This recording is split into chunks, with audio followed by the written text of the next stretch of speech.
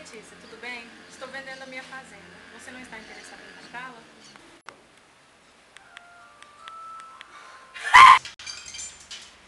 Oi. Joia, quanto tempo? Pois é, não vou poder comprar sua fazenda. Estou muito endividada com a minha empresa. Tchau, obrigada.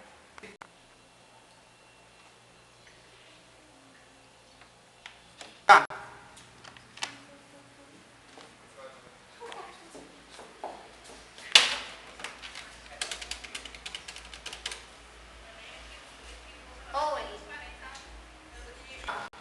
Fiquei sabendo que a senhora está interessada em vender o sítio.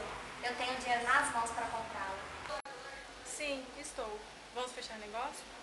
Me dê o número de sua conta agora que eu já vou lhe depositar o dinheiro.